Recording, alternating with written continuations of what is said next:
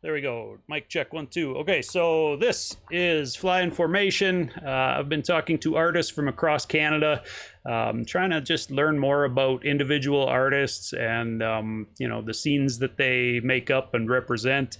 I'm an artist myself, so I'm trying to kind of pick up tips along the way. And today, I just made a post that has like a few different people's opinions and put together in a little clip or whatever, because I think it's a good way to just kind of spark some conversations.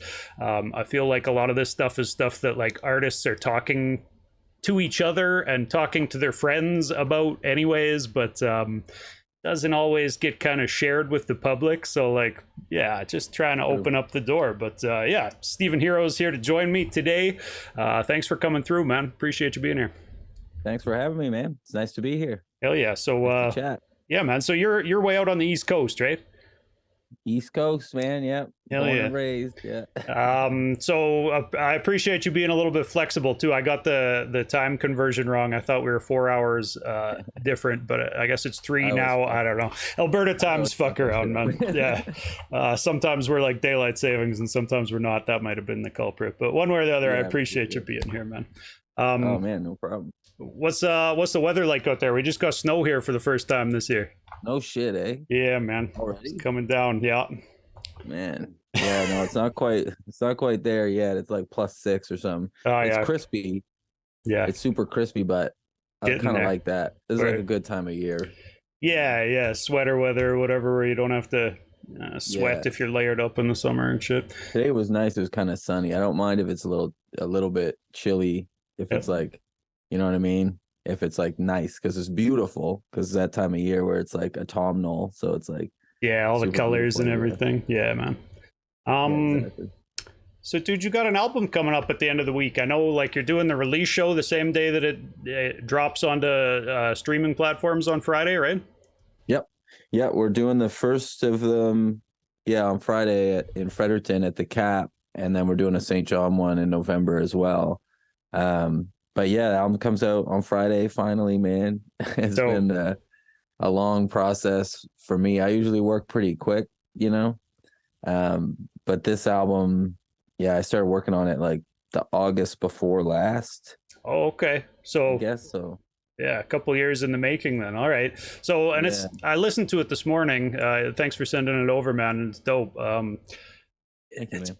mean, if I had to sum it up in one word, I'd just call it like artistic. Like that's a really you've got a strong creative vision that you're trying to achieve on that one. I can tell. Not really like chasing trends or like mainstream crossover stuff with this one. This one sounds like it's a passion project to me or whatever. But am I right in thinking it's an artsy project for sure? Yeah, man. Am I right in thinking all 10 tracks are written from a different point of view? Yeah, that's right. Yeah. So every song is a different character. So the record is about, if you want me to just go into this. Yeah, go in, man. Yeah. The record is like it's about urban legends from the history of St. John, or at least like the post-colonial sort of working class history of St. John. Okay. So every track kind of looks at a different character or situation. There's one, like the last song on the record is really just from my actual life and my experience living in the city. But the other 9 songs are like, the way the album opens is like you're basically like standing by the water uptown right after the Great St. John Fire happened. So like late 1800s, like 40% of the city burnt down in 9 hours. So I heard that track and I was like, is this about the Halifax explosion? Like, I don't know.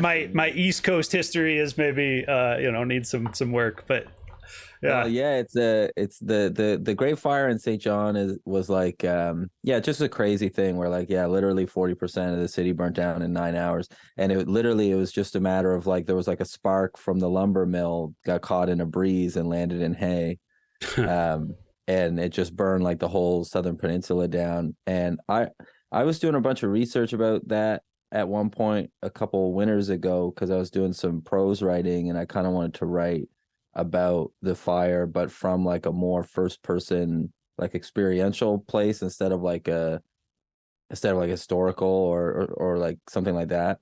So I Yeah. was doing a bunch of research into like who would have lived here at the time, and I kind of developed this idea of this character in my head, who's the character that I'm speaking from the perspective of in the opening song, and he's basically a person who would have come over with his parents during the famine, the potato famine. We got a lot of like Irish immigration during that time in St. John. Yeah. But people that came over when they were kids, like with their parents during that time, during the St. John fire, they would have been like in their 20s. They would have been adults at that point. So they would have like already seen like famine and fleeing their country, and then like just getting dock work basically, which is what a lot of, Irish immigrants were doing at the time. Right. Um, and then like getting settled here to some extent, and then having their entire life burned down in one day. I think that's just really intense of an idea to explore, and I wanted it to be like, I wanted to kind of work on a page as well, and just be like a piece of writing that I liked. So that's kind of the angle I took on it. And the guy, like, the other thing is like, it rained. I always think about this detail that I didn't know when I was young, but when I was researching it, I found out that after the fire it rained for 3 days straight. Oof. So it's the idea of like people were living in tents and stuff like while they were waiting for aid, Right. during those 3 days. So there would have been intense, like covered in like black ash, I would think. You know what I mean? Because it's like everything burns down and then it just rains and rains and rains. And like all these people from this community kind of huddled together in these tents. There's just everything about the story is so intense to me. And I Yeah. thought it'd be a good way to open the record. And I wanted that song to give you a little bit of space and sort of set a tone as well. Like you can hear the birds that you can always hear in St. John. You know what I mean? There's like some like James Joyce writing kind of sampled in it from like a public domain recording cylinder thing that I found, and just stuff like that. James Joyce is like where I got the name Stephen Hero from too, so I wanted to Okay. fold in that a little bit, but Ties in. also the Irish stuff and the Irish character in the story and the way that it kind of sounds like a story is about to be told at the start with that sample and stuff, and I thought that would set it up well. But Word, yeah, there's man. lots of Yeah, there was a lots great of intro. I mean, it really does set the tone or whatever.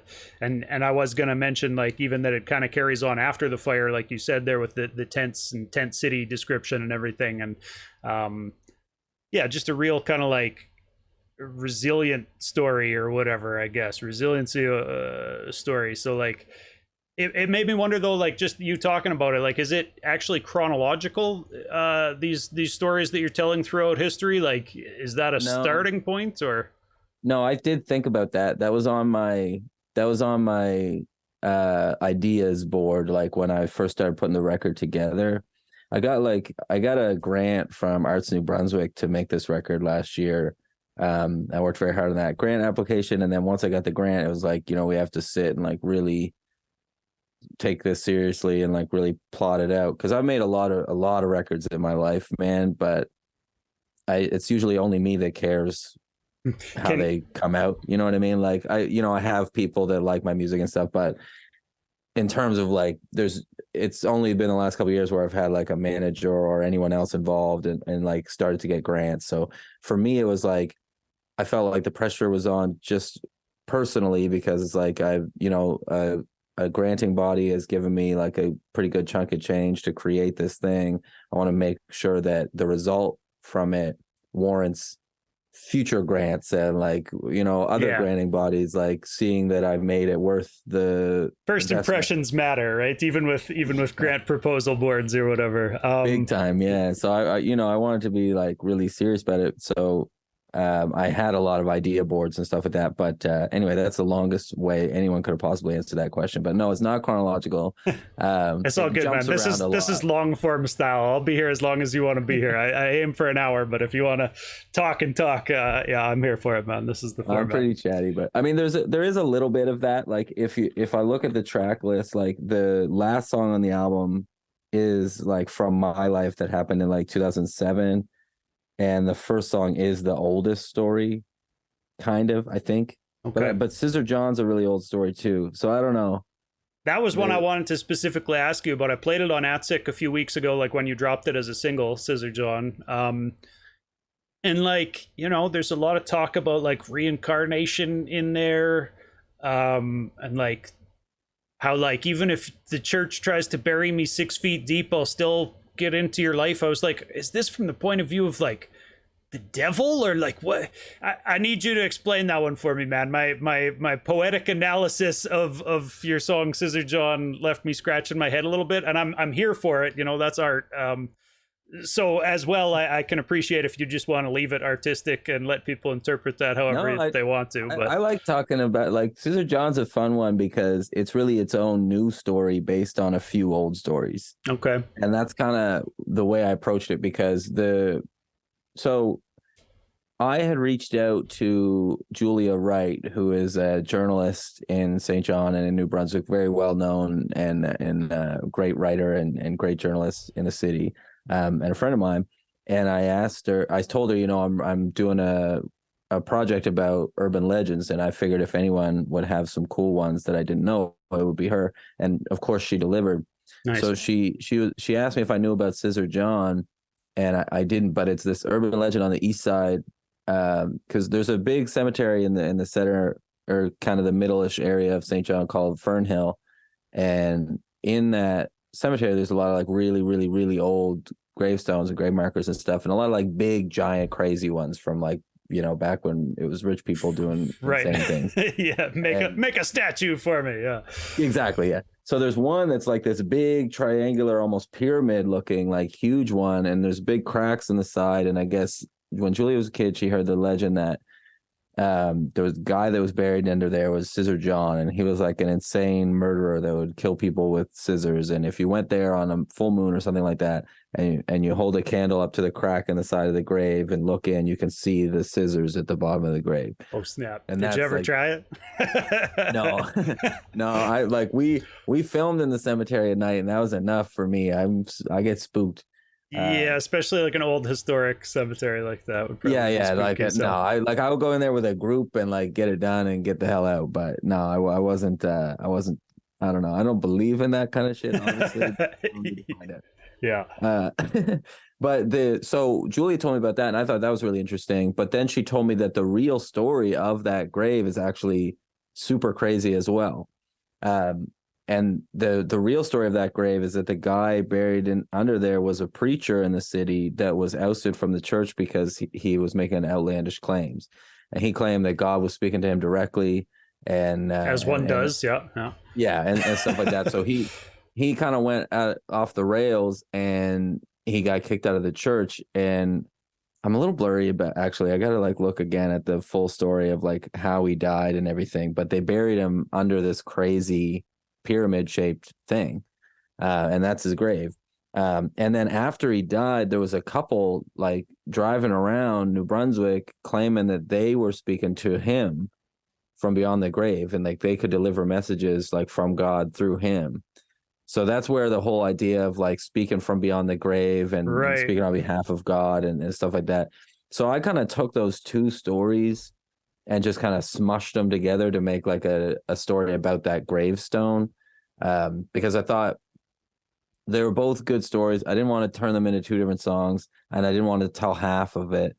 So to me, it made logical sense from a writing perspective to combine them. And then you have this interesting character, which is like Scissor John, the evil preacher that will kill you with scissors if you don't. And may or may not be coming back from beyond the grave to influence people in their decisions or whatever else. Yeah, that's cool, man. Exactly. Yeah. Can I ask you about like your own personal relationship with religion? Where in some of your previous works, I feel like I've heard you talk about the church in I can see that not so cryptic ways. Yeah, I mean, I grew up in the church, and it didn't work for me. You know what I mean? It caused a lot of issues for me. And like, I don't know, like with like I don't begrudge anybody's like need to have some sort of faith or like make sense of the world and like things like that, and your spirituality I think is like personal and can be really healthy. Yeah. But I mean, I don't like any sort of power structures, especially like colonial power structures like that, I think are inherently distrustful. And in my personal experience, it just like when I was a kid, man, like I started having like I'm a high anxiety person. I have like uh pretty bad like a lot of issues with like depression and anxiety, and I have a panic disorder and like shit like that. And like, a lot of that shit, I've gone to therapy a little bit now, and I know a lot of that shit is stuff that's like trauma response in your brain when you're a kid. Right. And like, I think the church had a lot to do with that. I was like really, really, really scared to death when I was a kid because of the shit they told me at Sunday school, and like even just the imagery and stuff of like when I was going to Sunday school, it was like really realistic imagery of like Jesus being tortured and stuff, and like it being my fault somehow, and like just stuff Yeah, like he that. did it for you. Yeah. Yeah, Yeah. yeah. And it's Totally. just like I don't subscribe to that shit. And like on top of that, man, like when it comes to things like queer rights, I like, the church doesn't have the best. And this is there are lots of churches that are accepting of everyone. I'm not saying that. Yeah. There's you can't really, you can't like say Christianity and be speaking about every single practicing Christian that exists. Like For I'm not sure. saying that at all. That's not true of anything. But as an But institution. as an institution, I take issue with that. Yeah. It's the same thing to me as like police. It's like it's not like somebody isn't out there trying to be a good police officer, but as an institution, there's just no way to be good within it, in my opinion.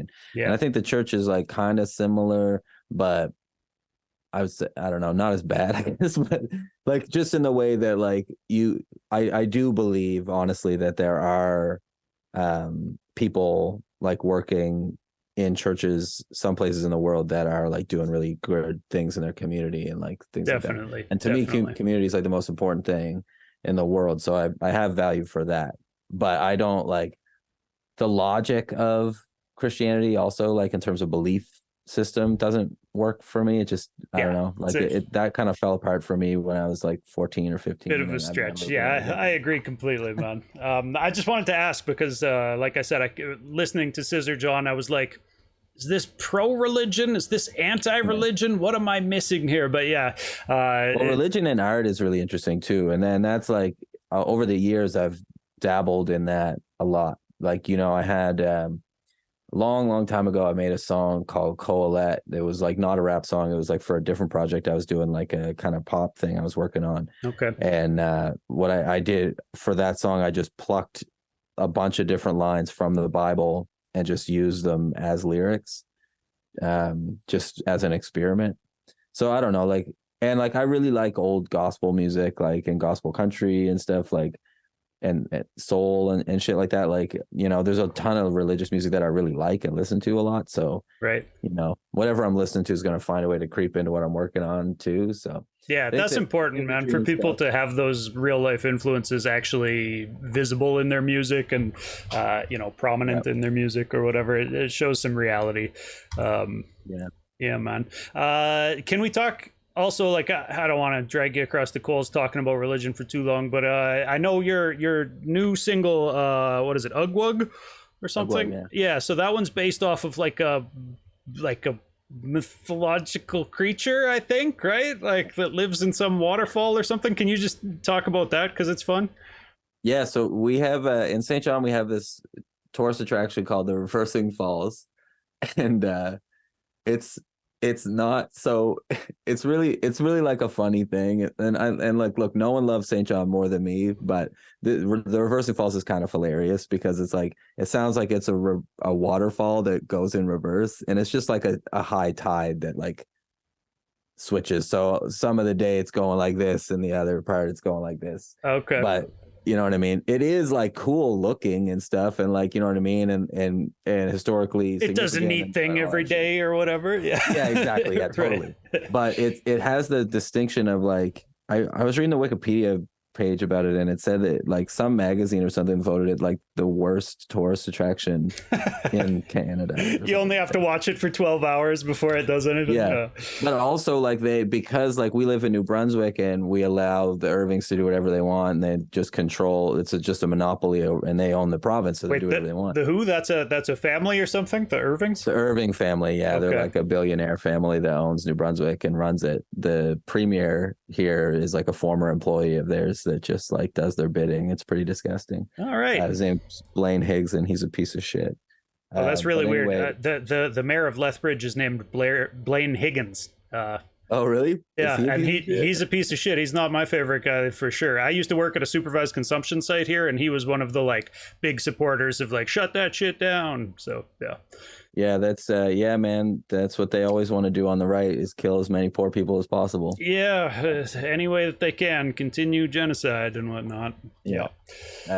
Anyway, so it's there's a giant like gross like paper mill like on the bank of the Reversing Falls, so any chance it had of being like a beautiful tourist destination is long gone since they, you know what I mean, like Right. So like from, I can't remember which magazine it was, but like, you know, from their perspective, it was like, really, you're gonna drive to this like little spot to look at water that like there's no visible like effect, and I gotta like stand next to this mill and smell that and look at it. Like it's a horrible tourist attraction. But there's a urban legend that like isn't actually that old. I think it actually is from like the 50s. Someone in the 50s tried to make it seem like it was old at that time, but Okay.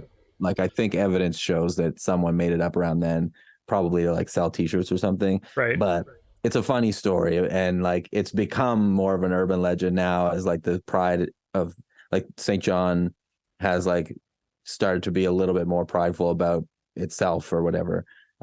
Like there was like a little TV show was put together about the Ugwug this year, and like there are like little art pieces about it and stuff over the years. And I thought like it's just like I thought it'd be an interesting thing to rap about, because I've never heard anybody rap about something like that really that I could think of. Yeah. And it was really funny actually, because when I was putting the record together, you know, I would be showing my manager stuff as I was working on it. And, you know, one day I showed him like 4 or 5 things when I was like, you know, a quarter of the way through. And he was like, man, this shit is so fucking dark. Like it's such a dark record. Like, but then he saw like I was going to do a Ugwug song, and he was like, well, at least the Ugwug song won't be dark. That'll be a fun one. And I was like, maybe. And then I made it dark as fuck. Yeah, it's definitely not a real fun album. I wouldn't say it's a good album. It's not like something you put on to party to, though. That's for sure. No, it's not. It's a cerebral experience, I think. But yeah, all right, that's probably me being over complimentary to myself. But it's like it's a fucking no. I was going to describe it as like academic, so I would say cerebral. That makes sense. Yeah, sure. Like yeah. it's, you know, it's researched, and like, you know, I wrote my ass off. Like, you know what I mean. Like the lyrics on this thing are not casual bars. Like I took it very seriously. Yeah, for and real. I also produced 6 of the 10 songs, and I mixed the record. Okay. So you know, I put a lot of fucking work into it, you know, and I want it, you know, I'm proud of the work that I did. But for me, it's like, it's hard to write about, like, if you're going to talk about the creature that lives in the Reversing Falls, for me, it's hard to avoid talking about, you know, people jumping off of that bridge. You know, it's like that site is like one of the most often used spots in the city for suicide. Right. Every city has one. Yeah.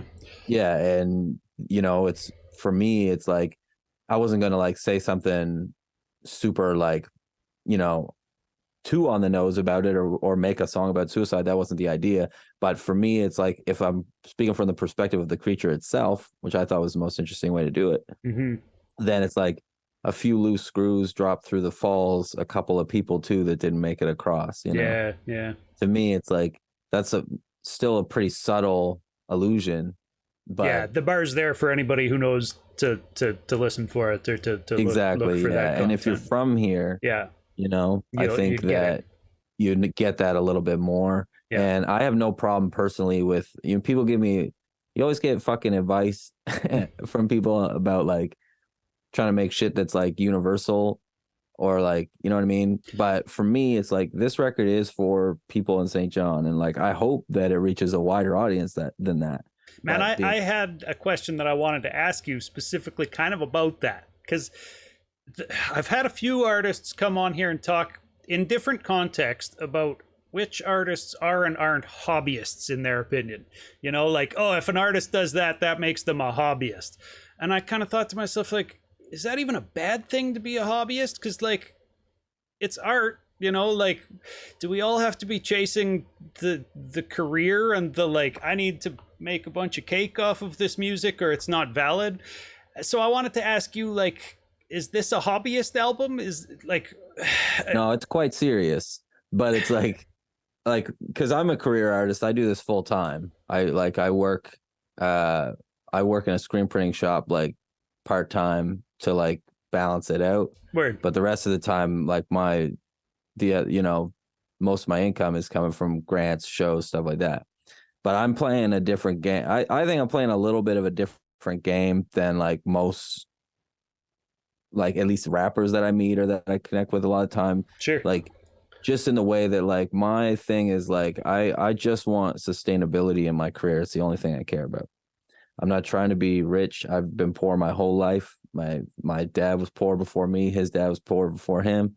I'm not trying to get into a mansion. Like I just want to be able to afford to live and make music, Yeah. and that is it. A roof You know, someplace like would be good off of that's music. it. I Yeah. would like the apartment I'm in now is the nicest place I ever lived in my whole life, man. It's just it's just a medium-sized apartment, small-sized apartment in Uptown St. John, but it's a lot nicer than the fucking place I grew up in or any other apartment that I've had. So I see your soundproofing on the walls. It must double as your home studio as well. yeah, you can't see this wall, but this is where the studio monitors are and like the mics and all Yeah. that stuff. Yeah, nice, man. The whole record was made in here except like the 4 beats that Bryden made. But yeah, I Dope. mean, for me, like I want to be a musician full time. That's my goal, and that's what I've been working on my whole life, you know. But the thing is, like, I don't make records that are gonna compete on radio with a fucking Drake record. You know what I mean? It's just not. This is exactly what I was trying to explain to Kripal, an Edmonton-based artist, a little while ago, is that there are some artists who don't want to be Drake famous. He was saying, like, I can't imagine what type of rapper wouldn't want to be as famous as Drake. Isn't that the point? And I was just like, I mean, I guess it is. Like, we're all chasing some sort of notoriety. We're all putting music out into the world, right? Like, there's some reason to present it to people at all. But yeah, I'm more interested in a career like someone like Wiki or somebody. To me, that is more of a goal. To me, it's like if if somebody wants to pay me a fucking $1 million to rap, I'll take it and do something with it. You know what I mean? But the reality is like that's not gonna fucking happen. Like that's not the kind of music that I make. First of all, like I make weird shit, man. And like you know what I mean? Like yeah. that Nastier song is weird as fuck. You're not gonna hear that on radio. Yeah, I think to get as big as like mainstream artists are, a person needs to But that's be why making music consciously to get to that level, right? Like that's you why I gotta say try. like to me it's a different game. It's like Yeah, one thing about Drake that you like gotta give him is like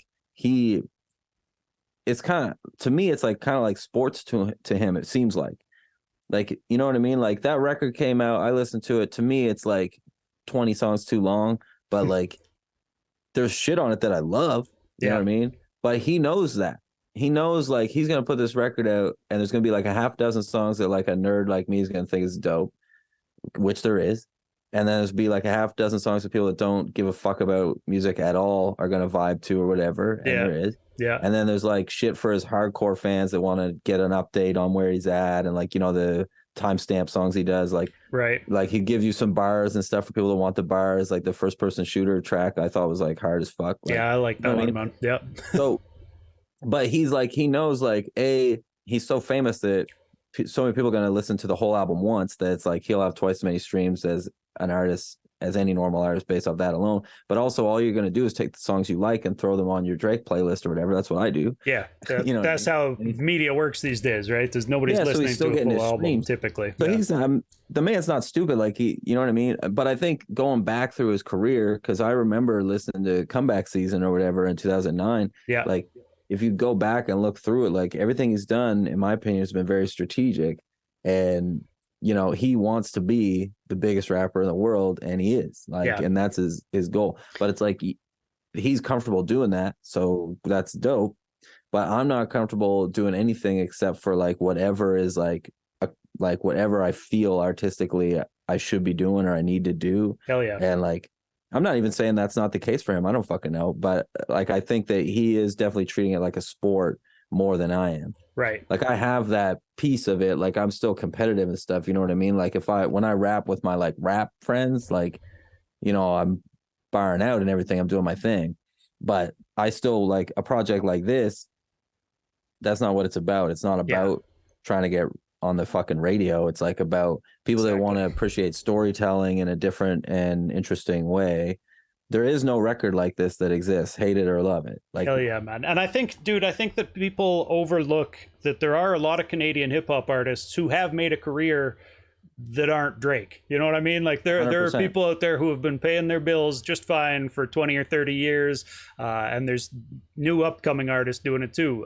You know, and there's no reason that you have to make that crossover music and be the biggest thing in the world in order to just be like successful in hip hop, right? I mean, you see, even like, you know, like I've become, you know, pretty good friends with Maestro since he moved here. And, you know, when you talk to him about career stuff, it's like he's not fucking trying to chase a hit. You know what I mean? Like he's 55. He's well established. Like you know what I mean? Like, and he's smart and he works hard. So he's been able to sustain a really great career because he knows how to move and he thinks about what he's doing. Hell yeah. And he diversifies his portfolio. You know what I mean? Like he's doing a lot, you know. You bringing up Maestro reminds me, I think it was your post from like some sort of brunch or something that he was holding a while back. Oh, with Cardi, yeah. Am I right on that? That was a thing? Because I got like I've heard of like Rockefeller brunch or whatever, you know, and like I saw just a bunch of hip hop heads joined up out at his place or whatever. Can you talk about how that came together or what that was? Yeah, it was ill, man. It's so Maestro is making season 2 of his TV show. So again, like Maestro came out to the East Coast, you know, to be with his son and everything like that.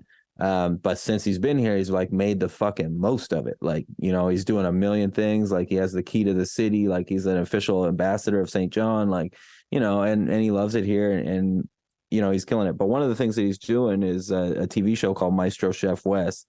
It's like a food themed show where he like goes to different places on the East Coast and like has guests on and stuff. And I was on the first season on the St. John episode. Nice. I rapped on it. I did like a verse that I had done for him when we first met that he liked. And then this year he was bringing Cardi up for it. He called me and he was like, man, I'm bringing Cardinal up to St. John and we're going to like do an episode. Like, do you want to be part of it? I was like, yes. Hell yeah. Yeah. Like, you know, please. Yeah. Of course, you know, like it's fucking Cardinal. So I was like, yeah. But he also like, you know, he got in touch with me like a week or two before, and he was like, you know, get the squad basically. Because since he's been here, like I've introduced him to a lot of local hip hop. And he loves that shit. You know, he's a hip hop head, obviously.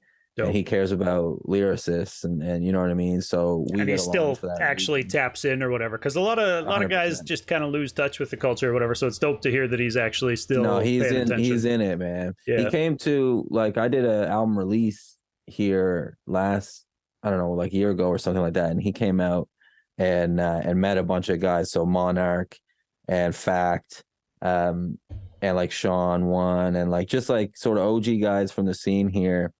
And you know, he had a great time. He enjoyed the show and he met cool people and like he likes being, you know, like in touch with the scene and like getting to know people. And then I also like, you know, I rap with a guy, Michael Shabazz, all the time, right? Who's like super dope. And I really wanted Maestro to hear Mike because he's so dope and like they just hadn't met organically yet. But I knew that Mice would like him and like the way he raps and stuff. Because to me, it's like he's objectively great. So you know, sometimes Maestro will record here, like vocals and stuff, or he'll like work on like scratch takes and just like writing and stuff here in my little home studio. And he was over here one day, and just at the end of the session, I was like, "Do you want to hear some shit?" You know. So I showed him like some songs that Mike had done, and I sent him that video that me and Mike did where we were like performing in at Pristine, like a retail store here. Right. And so when he called me about the Cardi thing, he was like, you know, why don't you call some of the other guys, and we'll just like have like some of New Brunswick's dopest MCs come meet Cardinal, like, because Cardi, you know, to Mice, it's like I'm going to introduce him like good rappers while he's here, and like show off like the hip hop scene here. Like he really cares about that. You know, he had Wolf Castle on the show as well for a different episode. Okay. So you know, he's really like trying to showcase the hip hop community here, which we really need. You know. Can I just ask you in general, like, you know, I don't think of St. John when I'm playing East Coast music most of the time. I'm crediting it to Halifax. I thought Sean One was in Halifax. I mean, I'm out in Alberta. I haven't been out to Right. the East Coast ever, so like it's tough to piece together where everybody is and what the scene out there actually is looking like. But does St. John actually have kind of its own scene? Like you mentioned a few guys I recognized, Monarch. Yeah. Yeah. I mean, like Monarch's Fredericton, Sean Wan's Fredericton. Fact is from here, and Fact's sort of one of the guys that like sort of built the scene. You know, there is a crew of guys like back when I was a kid, before I was involved in the scene or anything, that were like, you know, like Dwayne Marcel was bringing people here for shows, and like, and he had like a little like a label and like different artists and stuff. And this is all kind of before my time, but like I was kind of slightly aware of it. Right. And like Fact was I feel like the guy here for a while, and like he put out a great album that like got a lot of attention and stuff, and super great album. So you know, those like sort of architects of our scene and stuff. And now I think there are people that's like a little bit, you know, it's a small scene in general. Like the whole, for me, I like, to be honest, I kind of look at the St. John music scene, and I don't, it's so small here, I don't really break it down by genre in that way. How big is St. John? I don't even know. St. John, fuck, let me see now. Look, let's see population St. John.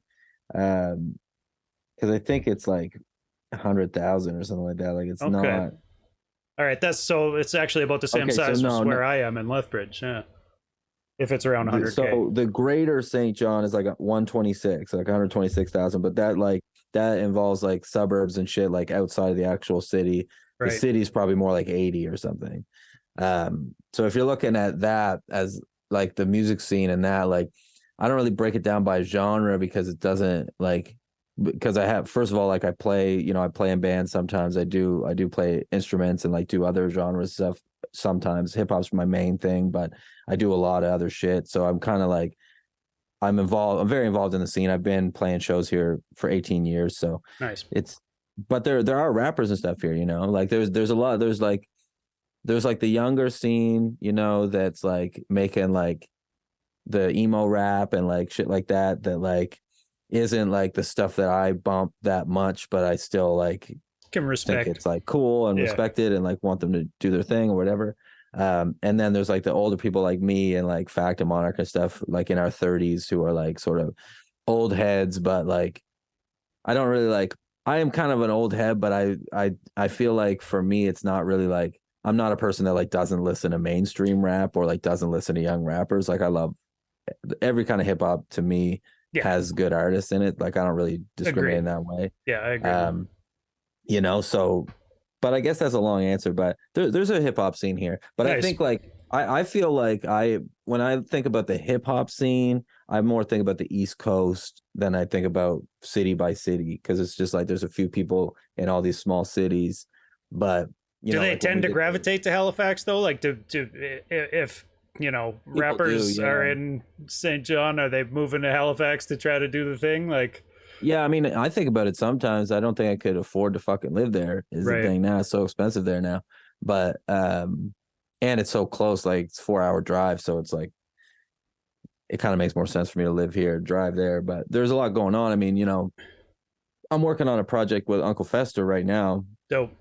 So it's like, to me, that's like, I still think of Fester as like local, really, because you know what I mean? Like I can drive to his studio in 4 hours, and you know, like it's one of the Close homies, you know, enough. like Yeah, it's yeah, close like I enough. see him. Yeah, Yeah, exactly. makes sense, So man.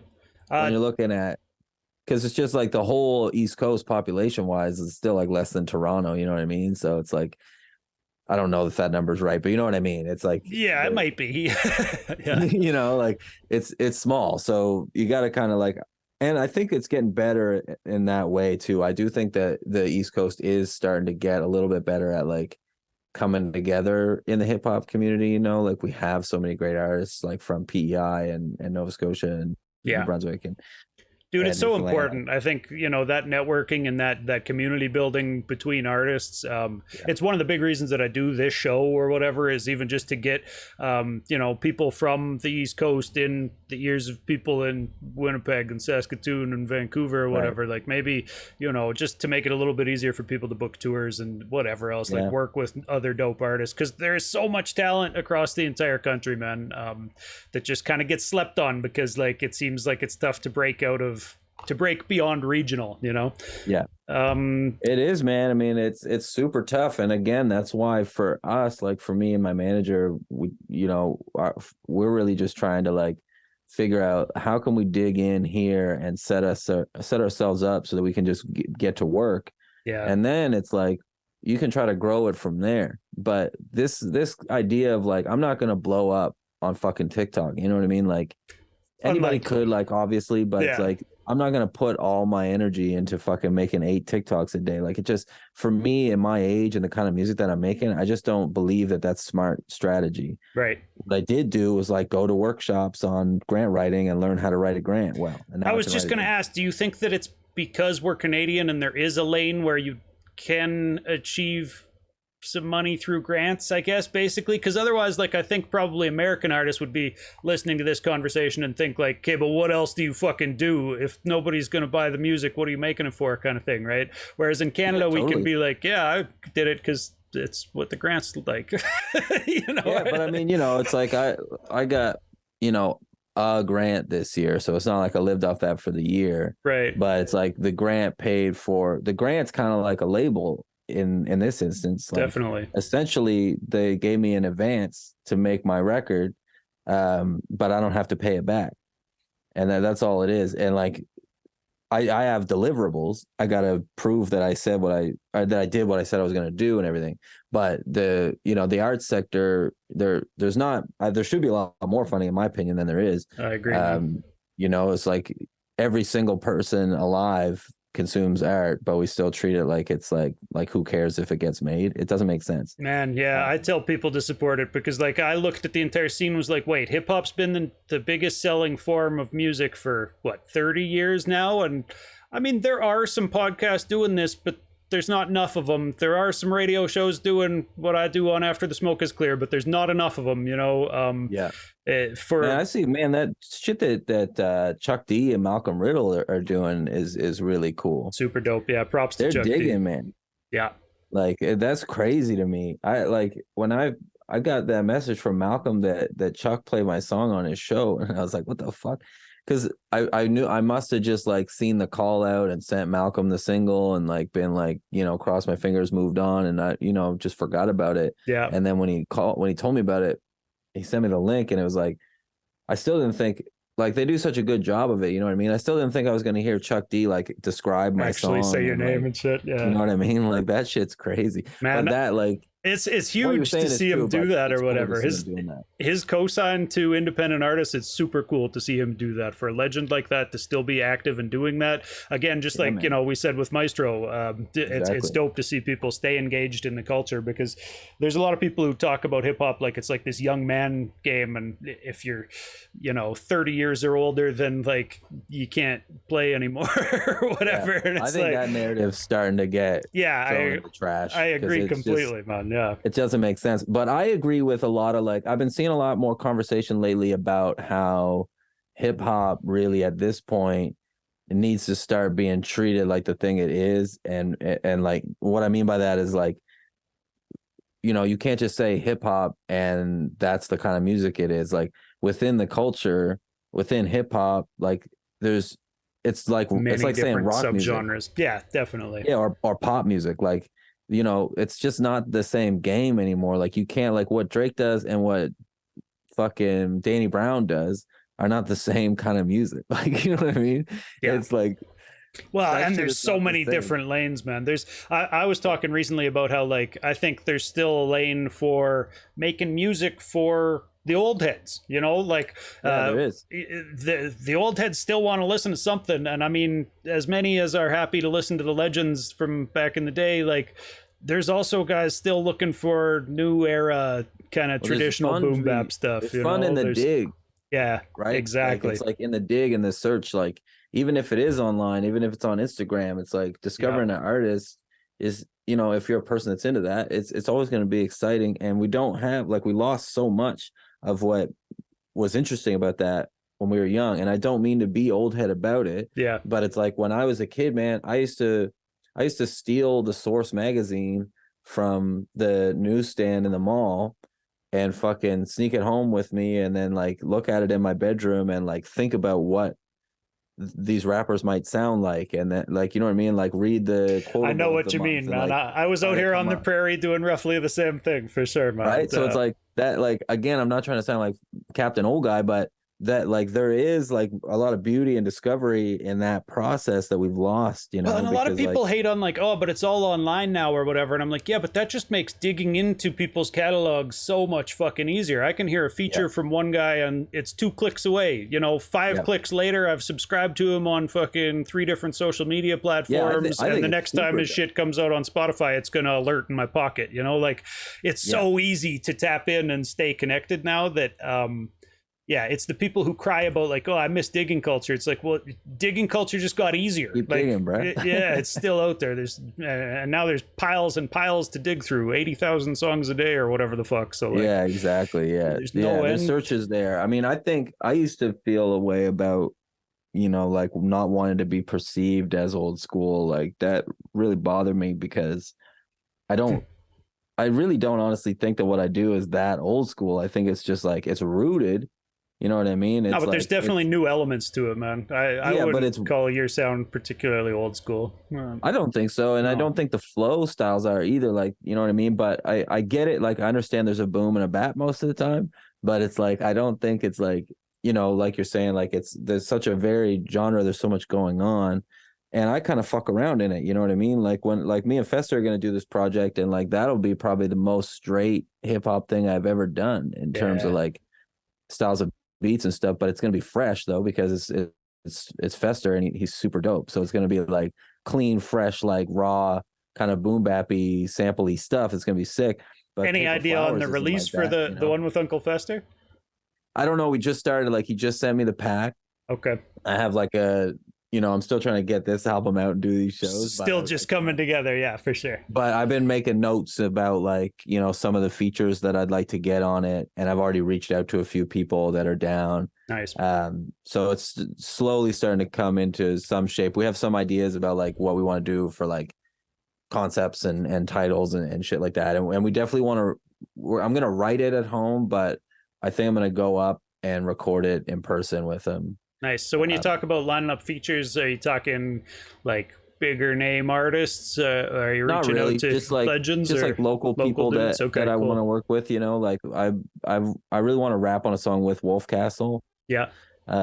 We've worked together before. He produced a couple songs for me, but He's dope. um I've played him a couple times on Atzik, but that was a result of like digging. I probably saw his name featured on somebody's something, and yeah, just right. clicked through the He's links. super dope, man, and he's a great dude. I like, he's just one of those people that like his music's great, and he's a super dupe. He's a super cool person. So like, once you meet him and like you talk to him a bit, it's like you kind of like you want to see him win too, Hell And yeah, man. he's working hard. He's making good music. And he's a good dude. Nice, Um, dude. but yeah, we haven't rapped on a song together yet. So like, I reached out to him. I was like, I'm doing this thing with Fester. Do you want to do a track? And he's like, fuck yeah. Nice. And like some like Mike Shabazz and Mecca, like just the guys that I rap with, and like there's a couple other people that I'm planning on trying to get, but I don't want to say in case I don't get it. Yeah, no, fair enough, man. I encourage artists, kind of at your level to be reaching out and working with other artists at their level, because like I said, there's so many who are Yeah, so good that like yeah. Like why are we I all just did a not all collab with. working together? Sorry, Amelia. No, it's all good. I Yeah, I just did a collab with DJ Hot Q from Halifax that he produced, and I also just did a collab with this guy Kits Willman. Yeah, I'm Do you know familiar with Kit Kits? Swillman. Yeah, yeah. Yeah, we just did like a pretty interesting song together as well. I That's like bet. about like Very yeah, abstract, a lot of that kind of stuff, but I have played yeah. him on There's some Atzik weird too. flows Yep. and stuff in there. Yeah. Yeah. So yeah, I'm Dope, lots of man. stuff on the go. Yeah, exciting stuff, man. I'm here for it. Make sure let me know when it's gonna drop and stuff, and I'll be happy to For promote sure. it out Yeah. here on Atzik. But can I get into asking you a couple more opinion based questions? It's been good talking about your album, but I like to put artists a little bit on the hot seat and just kind of, if you want to rant about something, it sometimes opens a door for that or whatever. Just answer. But Yeah. No worries. all right, so how important is a good stage show for an artist to have? To me, man, like, okay, so this is something we've been working a bunch on this year, because personally I feel like there's a lot of room to distinguish yourself right now. Yeah.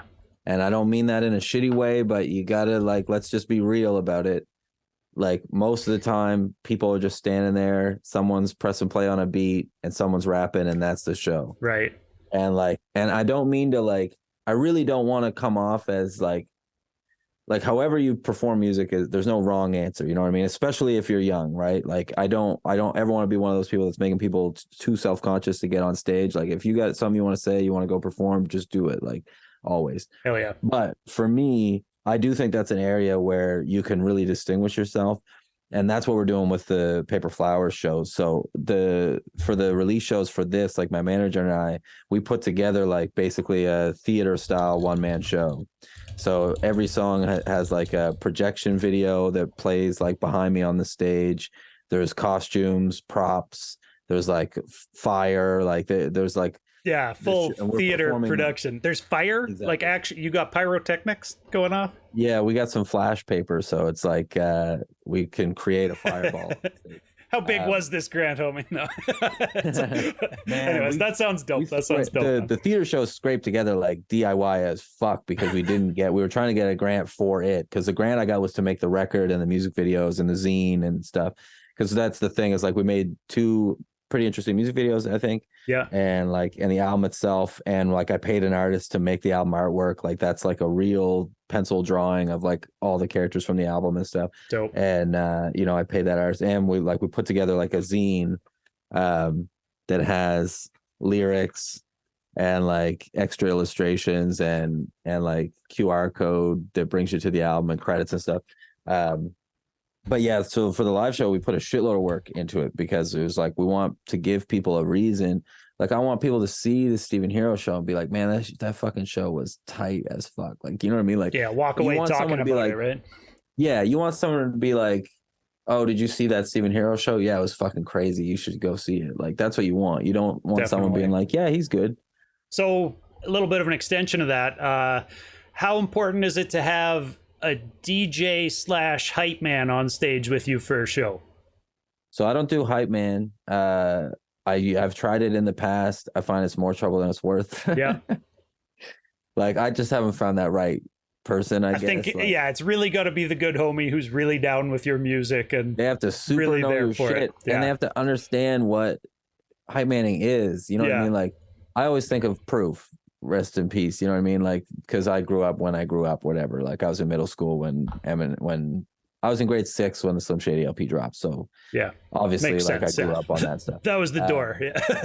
Yeah, exactly. Yeah. I mean, I was into rap already at that point. I got into rap in like grade 4 through like Puffy and the Family's No Way Out album, and the Grammy rap nominees tape that my dad bought for some reason and shit like that. Sure. But My Name is like basically a children's song, so I was super into it. But so I remember Proof as being like the perfect hype man, like, in my mind, and he was obviously much more than that.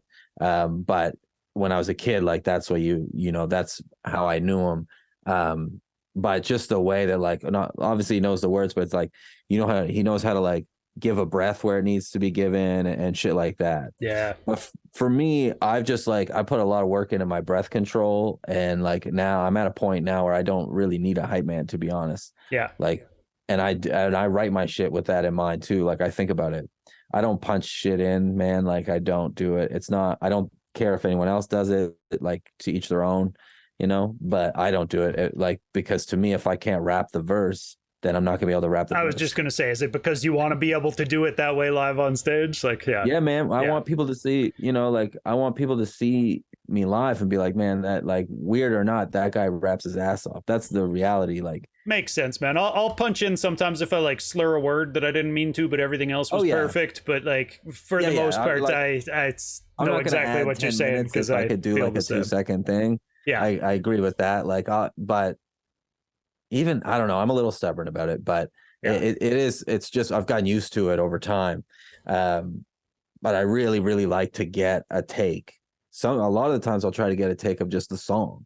word. You know what I mean? Like just like press play on that shit and just do a take like It was a verses, live hooks, everything. performance. Yeah. Yeah. And then, whatever, if I'm gonna ad lib and stuff. But for me, the performance aspect of it is one of the best parts, and it's like it's fun and Does like that rapping full is take fun. ever make it to the album, or is that kind of Yeah, the man. I foundation you mean, start with? yeah, it does. Yeah, like Okay. there's a song on Gold Collection. What the hell is that song called? Steven Hero in the booth, fix your fitted. Someone disrespected, but he wanted me, he didn't. It's that one anyway. Yeah, But yeah. that song, though, that all the vocals on that are just one take. It's just one time through. But it was like I had tried it, like I had done a take of this verse and a take of this verse, and then takes of the chorus, and then layers on the chorus, and it just wasn't right. And Where's the Lie? That's the song. It's Oh called yeah, Where's the right. Lie. Yeah. But it just didn't feel right. And then I just had one of those moments I get sometimes where I just erased everything I did. And I was just like, I'm just gonna fucking rap this stupid song. And I just did it, and it just felt right, so I left it alone. Yeah, Um, sometimes the low key vibe is the way to go with it for but sure. no matter what, man, the live show is super fucking important. Word. Period. Hell And yeah. anybody that tells you different is fucking lying. Like How it about having just a DJ? You mentioned the hype man that you're not feeling like you need a hype man it's these days. How about if you DJ can on get a stage? DJ, Does man, that like help? I've done shows without a DJ, and it's fine. I still like put on a good show, but it does add a lot if you can do it. Like they don't need to do much. Like, Bryden DJs for me off of 404. He has like a 404 and then a little pad Yeah. and that he has some noises and stuff on. And with the 404, he can do like the EQ sweeps. He can do like he can drop out. Like he can do a bunch of shit actually. Like there's a Yeah, and ton that's of the shit you type of can shit do with that I like 404s. having a DJ for, because you can get a little bit fancier than just press and play on the laptop like we were It's talking about something, earlier. man. It's something to add Yeah. to your live show to like make people feel like they spent their money on a show, because that's the thing to me is like if it's going to be the exact same experience as listening to the shit, then what is the point of leaving my house? Like I'm old, like I'm not leaving my house to hear your record. I'll hear it at home. Like Hell you know yeah. what I mean? I Like I want agree a with you show. completely, man. There's And so many whatever people you're like gonna inviting do, me out to local shows and stuff, and I'm like, I play your music every week on Attic, but I just can't get myself out there, man. I'm old. I got a wife at home. What am I doing in the crowd? What are you up to? But yeah, I hear you, yeah, dude. man.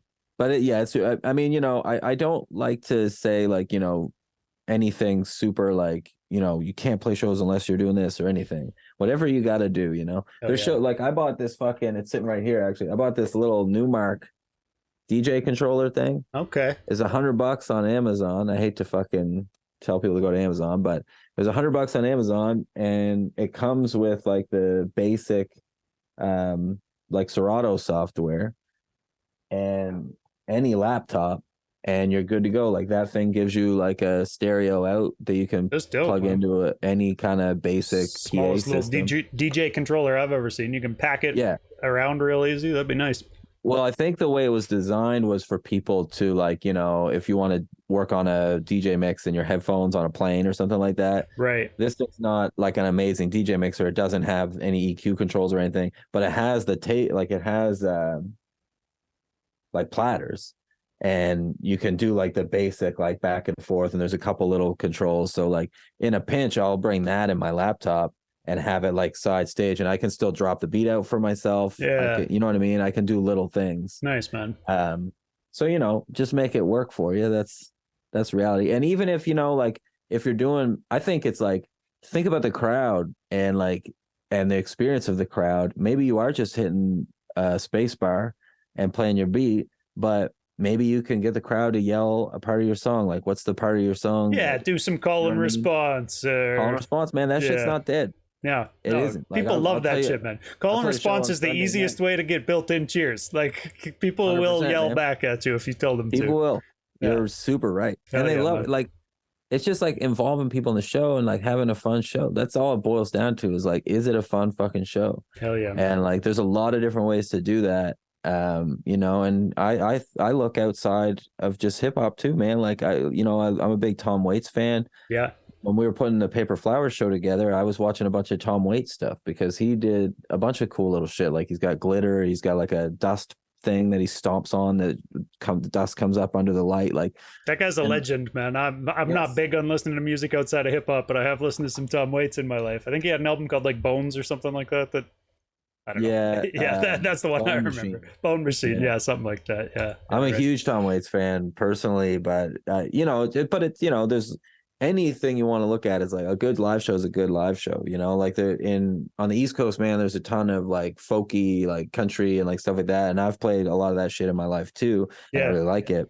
And there's artists that you go see, like my friend Owen Steele is like a singer songwriter, and when you go see his show, it's like the charm and the humor and the stories and stuff like is all part of it, right. and like you got to read the room a Yeah, little the bit, like. banter between songs can be a part of someone's stage show that Yeah, can or not if allow you're not people good to at it. feel it a little bit deeper. Yeah, or not for sure. Totally. There's so many And ways to that's the go at thing it. too. Sometimes you see people that like they clearly feel like they are supposed to talk, but it might be a better show if they just let it rock. Or like Yeah, we'll try to like we played on Sunday, we did like a 20-minute kind of showcase style set for Harvest Festival. And like I think we only stopped the music once for like a minute before the last song for me to like thank everyone or whatever. But outside of that, we just back to back to back. But I made like the Gold Collection songs I made for the show too. Like I purposefully made those songs to be good live. ones Like to that's why there's like perform. some instrumental sections at the end. Yeah, nice. Like That Money makes Kid sense, has that man. long outro, Right. which I wouldn't normally do, but I play that song every show because it usually does well live. And that outro gives me time to do a call and response of anything I want. Yeah. And like maybe dance around, maybe try to get the crowd to dance. I could go out in the crowd during that time, but it's still hype. It's not like quiet. Hell yeah.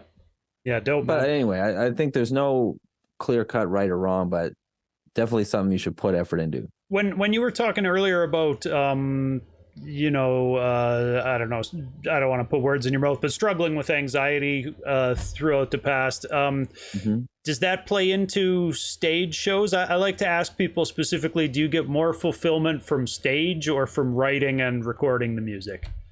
Making the music is my favorite part, hands down. The studio is my favorite place in the world. Yeah, It's the most happy and normal I ever I feel. would have guessed it based on just what you were saying about anxiety or Yeah. whatever. Yeah. But I love playing. I love performing. But I get a shitload of anxiety for shows, Yeah. especially if it's an important show. A normal show is just like a bit of anxiety, but that's normal for me.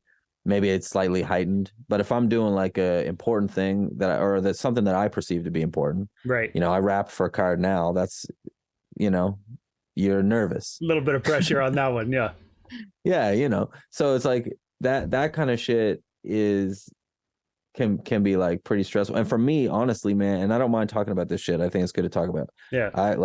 I quit drinking 4 years ago.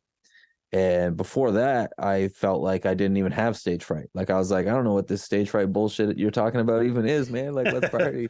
Turned out you were just drunk. Always. Yeah. Like I drank a lot. There's a reason I quit, And Yeah. like for me, booze was like the way that I avoided dealing with my mental health issues, Yeah. Well, congrats, man. 4 years. That's not a short time. So yeah, thank you, props to you man. for that. Yeah, it's easy. It's not easy every day. You know what I mean? Yeah. Um, Do you find but it and tough like being in bars to perform? Because I yeah, was talking to Mickey O'Brien about the same thing the other day. That like being a me and Mickey were talking musician, about it when he was up here. yeah, it keeps you running around in bars and everybody's drinking all the time and drink tickets and stuff for you probably. And yeah, Yeah, man. Somebody put a drink ticket in my hand like 3 days ago. It just is what it is. But I don't know. The thing is, like, for me, I guess I don't want to give you the wrong idea. Like, I never was like selling my shit for booze, or like Right. I never drank like all day every day or anything like that. For me, it was just like 4, 5, 6 nights a week, Right. a little bit during the day, depending on what's going on, any excuse. And for me, it was like also drinking for the wrong reasons. Like, you know, if I get depressed, I drink. Like, if I'm fucked up about something, I drink. Like, it's Yeah. that kind of shit. Dude, I think it's No. important that people analyze that type of thing in themselves. So yeah, props Yeah, to you for doing that, because it's not easy to do. there's a lot of people drinking with nothing to celebrate. I'll say that much anyway. So Yeah, and honestly, if I could be one of those people that had a few drinks every once in a blue moon and it was fun, I would do it. You know what I yeah, mean? Like, sometimes I miss it, but you know, I miss being able to have like a real beer on the beach with my friends or something like that. But it's like if I have that one beer, man, it's just like, you know, it's yeah, not gonna. I'm not one of those people. Like, I'm not gonna have a beer. I'm gonna have a case of beer. Like, you know what I mean? And it's just like my life has improved so much. That's the other thing, is like objectively, it's just reality. Like, my life in every way has improved. The only thing that's harder is like I gotta feel all my feelings now, and like that's harder. But you know, otherwise, I'm not gonna work on them.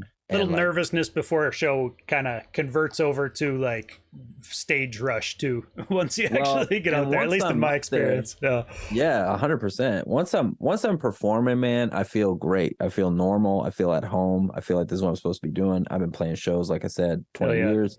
So it's like I'm not like, once I'm doing it, it's like, oh right, like it's like slipping into it. It's like a hot bath. It's like you're getting in, and it's like, ooh, but then once you're in, you're like, right, this is actually dope. Yeah. Good analogy, So man. it's like I was having anxiety all day before the show on Sunday, but the 20-minute set was like, that's gone. And then afterwards, of course, you feel good, you know, as long as you had, like, depending on your set and everything. But Yeah, as that's long the as other thing everything is, went to plan. yeah. Yeah. But since I quit drinking, man, my sets are always good. Like, knock on wood, but like I haven't played, in my opinion, a bad set since I quit drinking.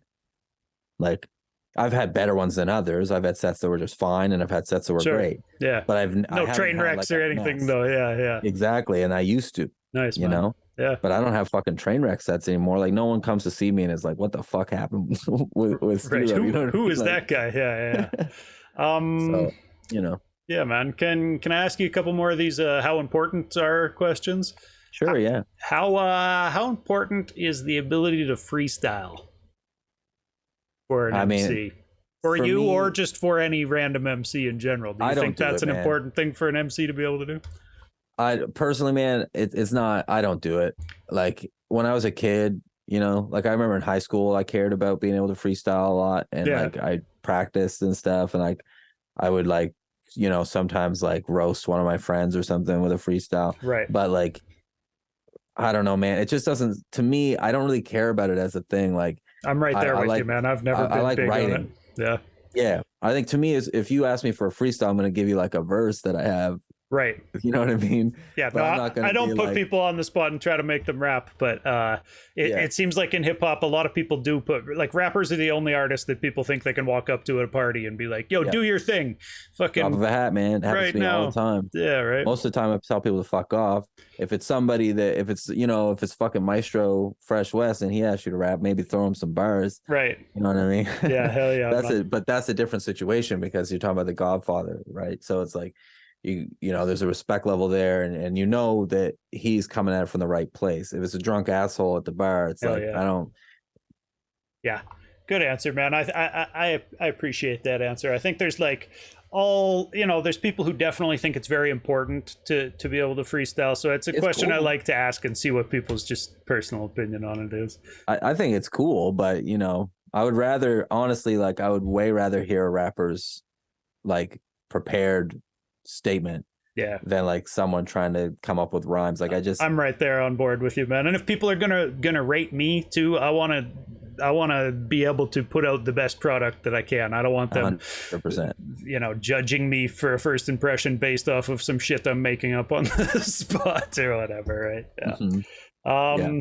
Dude, how important is it to write music that people want to hear? I mean, we kind of danced around this topic, but yeah, what do you think of that? Right, like trendy music or I don't know. I don't think it depends on you, I guess. It doesn't matter to me. I like, I don't know. You never fucking know what people are gonna want to hear. That's the other thing that's tough about Yeah. that question. Hell yeah. You know what I mean? Because like people like Earl Sweatshirt's not like going to #1 on Billboard, but that dude is Wildly people famous. love Earl Sweatshirt, man. Like Yep. that shit is like that means stuff to people.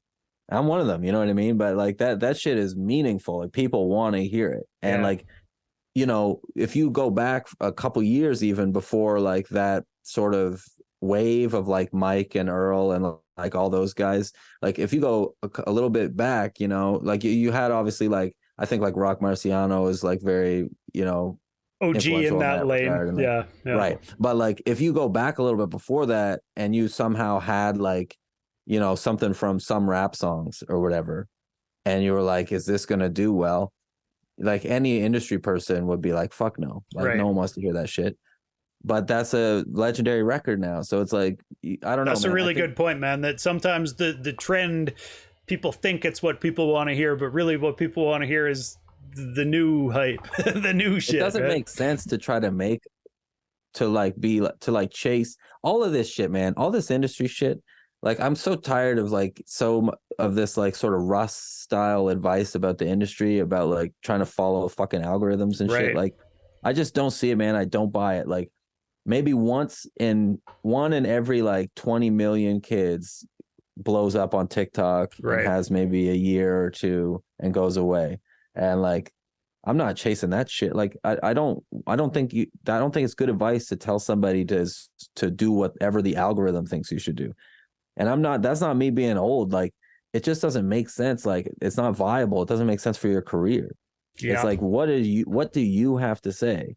What's the thing that like is memorable or interesting about you that an audience can fucking connect to and like care about long term? Because that's the thing with Earl is like Earl got on in a very weird and specific way talking nonsense, let's be honest. Like I love those early records, man. I was an early Odd Future guy, Okay. but like you know, he's talking horse shit on these records. Like he's not saying anything.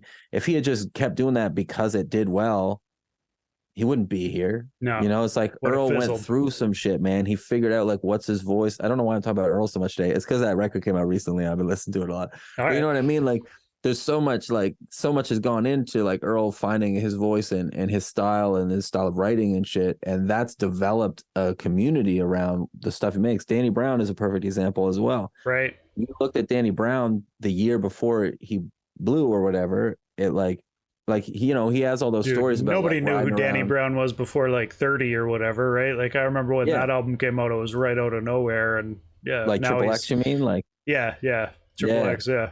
yeah, It, because it the was like called he Triple X because he turned 30 that year, or whatever. right, Right? yeah, Yeah, yeah. yeah, exactly, yeah. But But but see, that's the thing. Like, he was riding around with G Unit a couple years before that. Like, he has those stories about 50 Cent, like him talking to 50 Cent and 50 being like, you know, trying to talk to him about how he could like try to make something that would hit. And Danny just being like, I don't know, man. Like, I just want to make like interesting records that are like new ideas. And 50 right, being like, why don't you just make that shit in your basement then? Because that's what you're going to be doing. But fucking there's, hobbyist. yeah, exactly. Yeah, But yeah.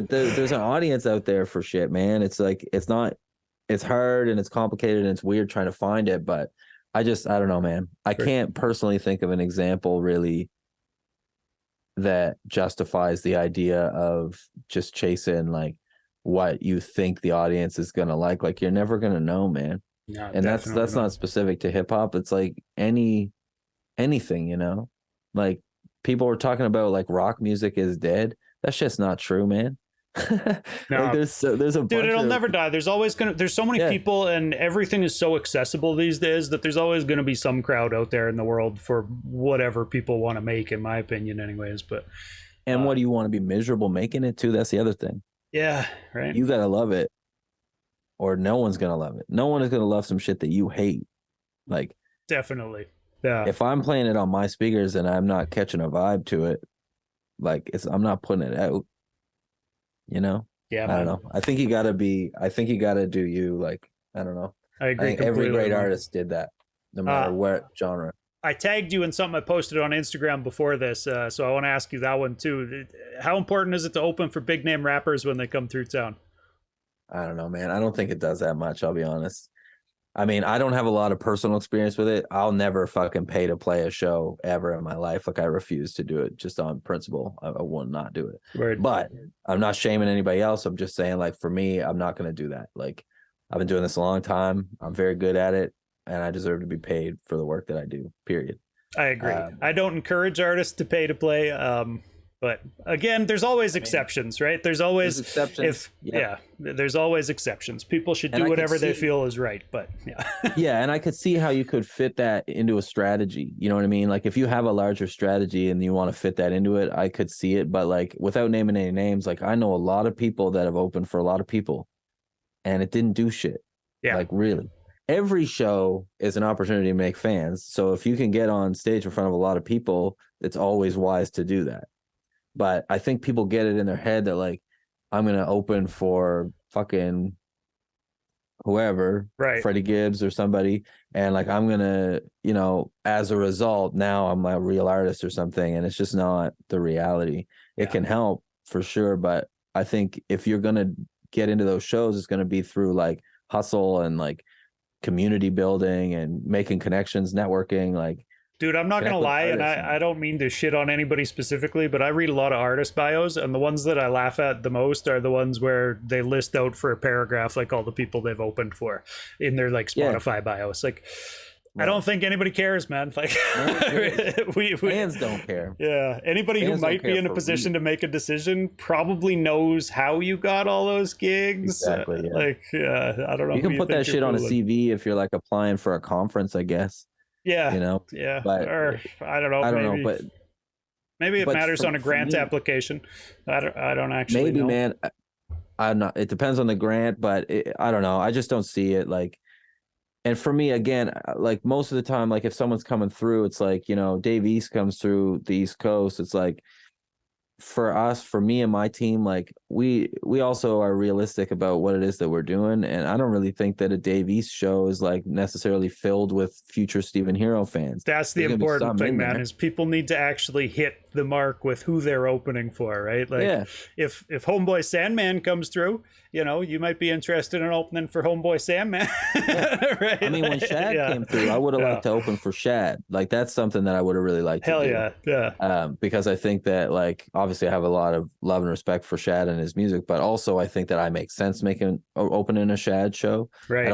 It's not like we make the same kind of shit, but I do think that it makes sense. Like it's there are some parallels anyways. Yeah, for sure, man. Yeah, or Cadence Weapon or something like that. Like, you know, like these are artists that like work in like an alternative hip hop space that I think like me opening a show makes sense. And there might be people there that might like something that I'm doing. Like, definitely. Yeah. You know people who are there for some art rap, you know, that's a thing. That's a thing. Exactly. Or like, you know, with the Paper Flower show, like we put it together and now we want to try, like we did it at Halifax Fringe Fest. And we want to try to do it at a few more fringe festivals and theater festivals and stuff because these are festivals that like will probably be the only rap thing there, and the audience is there to see weird shit. See, that's smart, man. Yeah, that's you know what I mean. Good so marketing. It's like we might catch a couple people like that. Nigel Jenkins came up with that idea. He's a friend of mine that owns a label in Newfoundland called LHM Records. But nice, man. But you know, whatever you're gonna do, like think about why you're doing it, I guess. Yeah, hell yeah. Can I ask you how important a manager is? You mentioned you had a manager and that it's helped you over the last couple of years. Would you say it was an important step? Yes. Yeah, I would, but I would give the caveat of like, you don't want to get a manager for the sake of having one. Right. You know what I mean? Like just to say you have one. For me, it's like I wanted management for years and years and years because there's a lot of stuff that I know is not my strength. And you know what I mean? Like I'll fuck up a spreadsheet really quick, you know, like I don't understand how they work and like I fuck them up. So it's like, but Josh can rock a spreadsheet, no problem, you know, or like do like a budget, like fuck if I cannot fucking do a budget sheet, man, but Josh can, you know? Yeah. And like, or like I go to a conference, like I would go to these conferences by myself and get nothing done at all. But now I go and it's like, Josh is making me talk to people. Once I'm in a conversation, I'm good. Like, you know what I mean? Like I can be a pretty charming conversationalist and like I know how to talk about my art really well. Like once I'm in the conversation, I'm good. But when I go into a room and I'm like looking at people that don't know who I am, whose faces I memorized off of a fucking Yeah, to walk website, up and do the cold introduction and handshake. Yeah. I just feel gross doing it. I don't like it. But Yeah. if Josh is like, oh, this is this person, like I manage this guy, Stephen Hero, you should meet. Like that It's a kind of shit cosign helps a right lot. there in person too, right? There's somebody Yeah. else at least who's like, yeah, this guy's dope. You know? I think it's just it depends again on what you're trying to do, right? It's like if I'm trying to do this as a job, I need management, like period. Like Yeah. I can't handle it by myself. Like my workload is fucked. Like this week for me is like I have way more shit going on than I have time to do. Like that's the reality. Hey, So to transition from that, is social media a pain in the ass or a blessing? both. I feel like that's got to be one of the things on your plate in a busy week as an artist with stuff coming out. Or Yeah, man, and like sometimes I like it. Like I find I enjoy making reels and stuff. Like I don't have a problem with that. It's just finding the time. yeah, And like sometimes it feels really annoying. And like I don't think it's an accident that we're kind of like we get punished for like not being addicted to it. And I find that really fucking annoying. Like if I Yeah. want to take a social media break for 2 weeks, like my reach is fucked after the that. algorithm, will Yeah. And it's punish so you annoying for it because I need severely. that. Yeah. And I need that break. And I don't take breaks. Like that's a real problem that I have in my life in general. I'm a workaholic, just like my dad. And I don't give myself breaks. I don't do self-care shit. Like, and it's like it's a problem that like at this age I'm like trying to like take more seriously. Yeah. But Don't that's get one of the burnt out, things man. like, Burnout's real.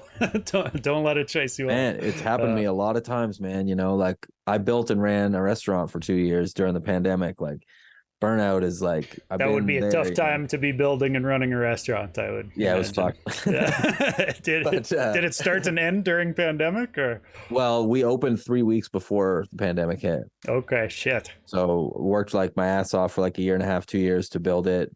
Did the renos myself, got it open on like shoestring budget. Worked an unbelievable amount, 120, Oof, 140 hours a week. bro. We opened up, we had 3 great weeks. We were slammed, and then I kept it going almost 2 years, but Yeah, ultimately it fucking sucked. that's And bad like, luck, man. Yeah. yeah. And like, I wanted to be doing this anyway, man. I was still making records when the restaurant was open. I didn't think I'd have time, but I did it anyway because I just can't not make records. It's just the reality. Make time for it. Yeah, You know? dude, writing records is so therapeutic or whatever. Yes. Yeah. Does it count as self-care when you're writing records? You said you never Actually, take yeah. time for I'll self-care. give. I'd say that. Yeah. I mean, it's work, but it's the best kind. And I don't know. Like I said, I make a lot of different types of music, and sometimes I use different things for different reasons. You know what I mean? Like if I'm feeling sad about something, maybe I'll grab the acoustic guitar and like do something with that. You know what I mean? Word. If I'm feeling like angry about something, it's more likely that I'll write a rap verse. Or if I'm just trying to, like, I feel like a lot of time for me, I find strength and like confidence within hip hop, and that's what it did for me when I was a kid. And I think that's why a big part of why it's so important to me Hell is yeah. because of when I was a kid, I was like a scrawny little weirdo, a ball of anxiety, like cried a lot when I was a kid. Like that's the kind of kid that I was. And hip hop was really, it made me feel like I could be cool, or I could be interesting, and I could make art. You can recreate. You can recreate yourself, man. That's one of my favorite things about hip hop is, yeah. I run around and call myself Doobyis, and now that's all motherfuckers know me by. This one's a bit of a hot seat. I asked Mickey O'Brien it. I want to ask you. I feel like you'll probably have a take on it, and I don't have there's no right answer. I don't know the answer for this one myself, but. To you, does hip hop inherently lean to one side or the other on the political spectrum?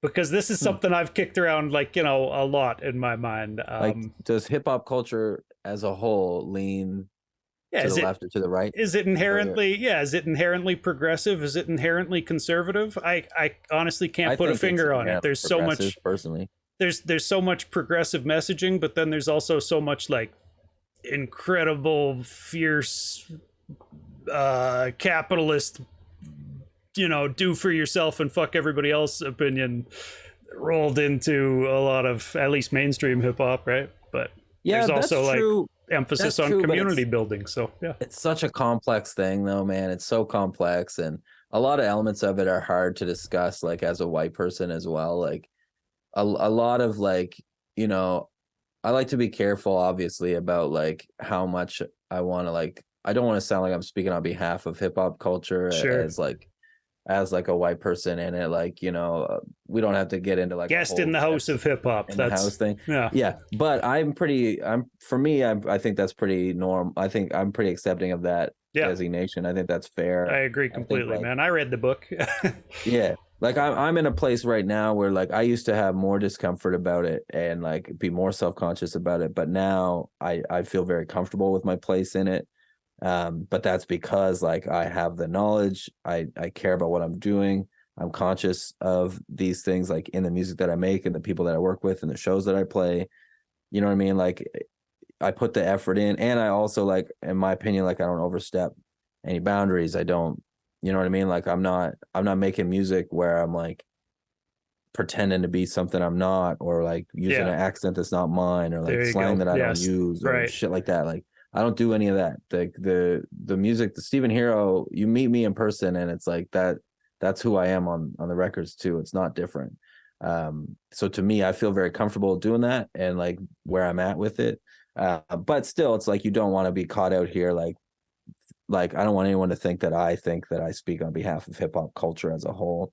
I think that though historically though you could say that like hip hop has historically been a progressive thing in the world. Like Yeah, I think it'd be hard to argue against that. yeah, for sure. Um, in terms of social issues and stuff like that, and especially if you look at the 80s and early 90s particularly, um there was so much going on in that realm. And when you look at like the work that someone like Chuck D has and does, has done and continues to do, and Right. Maestro, you know what I mean? Like, Maestro's another person that's like done a great deal of shit for the community in his career, like he's not like he just like made some rap songs and like laid in the cut. Like he cares about community and you know Definitely. what I mean? And like And I that think community that building helps everybody, right? Like the whole rising tide raises all ships thing is so big. yes, Yeah. So I think the totally. community aspect of hip hop is huge, personally. Yes. Yeah. But I don't know. I mean, I think now is like a weird time too, because there's so much misinformation and it's like people getting radicalized about shit that they don't really understand. Yeah. And it's like, the way that capitalism works, man, is it's like divide and conquer. So right now, information is being wielded in such a dangerous way because, the people know like it's so stupid because we're all arguing about bullshit, but like they know what they're doing. Like we're all gonna fucking argue about trans rights. Meanwhile, like we can't afford to eat food. Yeah. And it's Meanwhile, like, they're gonna stay rich. exactly. Yeah. And we're gonna get poor and poor. Man, you can like I live in a small town, it's not like I don't live in like a crazy city. It's not like a super dangerous place or any of that shit. Yeah. But I could tell you that you can feel it in the street right now that it's getting worse. You can feel it. I Are outside, more people are outside and they're outside for longer and they're hungrier and I like, know the like feeling, man. Yeah, the St. park that's John. on screen on my stream right now has had a lot of death in it over the past couple of years. I Yeah, live across the street from the downtown park in Lethbridge, and right. it's homelessness and the opioid epidemic are Hmm. And just these are wrecking issues, man, shop. that have It's wrecking a lot of easy, people's lives. yeah. And these are issues that have straightforward solutions that we know work. Yeah, That's the thing. It's like none of this shit is accident. Like we know what fixes homelessness. People do it. There's countries in the world that have done it and it works and it's proven. yeah, We can do it. It's actually cheaper than what we're doing. Like we definitely. know this. These aren't opinions. These are facts. Like it Safe is supply cheaper. and UBI and Safe supply, UBI, shelter, man, a yeah, place to live, like halfway affordable houses and shit like housing, that. Like, yeah, all sorts of oh, social like, supports to help people. Yeah, but as long as we're gonna give all that money to the cops, but that's the thing is like, you know what I mean? Like people go on the internet and read a bunch of fucking horse shit and like get all angered about trans people just wanting to exist. yeah. You know what I mean? It's like, Or they go downtown and get their car broken into, and so then from then on it's fuck homeless people forever or whatever, right? Like, Yeah. People need to exercise their fucking empathy a little bit more and get off the fucking phone for 2 seconds and think about the fact that they're a person and so is Hell yeah. everybody else. And most of It's us like are a paycheck or two away from fucking being 100%. out on the street if our landlord says so. So yeah. We are much closer to the person breaking into your car than we are to the fucking Jay-Z. You know what I mean? Like it's just the 100%. reality. Yeah. And as long as we don't, because people get this idea in their head that it's like that person's in that situation because they fucked up. Like it's like a lack of character or something like that. Yeah, And that's man. not true, man. That's never been true. Hell yeah. It's like different people have different sets of circumstances and different amounts of privileges. And that, you know, you can just end up like that, man. I've been like almost in that shit before, you know what I mean? I've been in the line at the food bank. I've been in situations where like if I lost my job, I'm out, like, and I got nowhere to go. Like that shit has happened to me, man. I Yeah. find like I got sick as fuck the first summer I was in Halifax because I didn't eat a meal for 3 weeks. Like, you know what I mean? And I wasn't not working. I was working a job during that time, you know?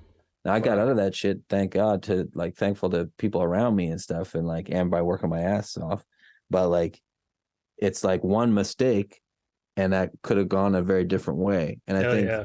And dude, people, once somebody's living on the street, it's so tough to climb back out of there because like oh man, you know, just working at that supervised consumption site, like, you know, there were people wanting to get sober, there were people we were helping to get sober, and then it's like, so they come back from treatment after 6 months of sobriety and like still, what do you go do? Like, where do you find a landlord who will rent to you? Where do you fucking find a job that'll hire you? Like, yeah, if you have any criminal how are you record, get a job if you don't have an outfit to wear to an interview? yeah, How are you gonna exactly, get to work without transportation? how do you get on the callback list if you don't have a phone? Fucking yeah. So And there's all of these things have solutions.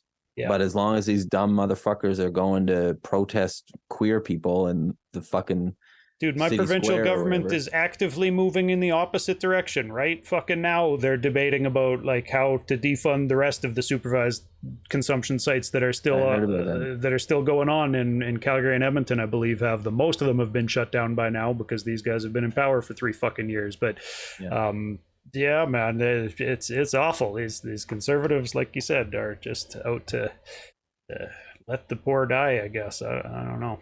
But, yeah, it's tough, man. Like, you know, in New Brunswick right now, we're definitely feeling it as well. Like where the conservative government that we have now is like really starting to double down on, you know, like they don't want abortion rights, they don't want trans rights, they don't want, you know what I mean? It's like, and they're on the offensive now because they feel like they got a little bit of steam with these hate marches and shit.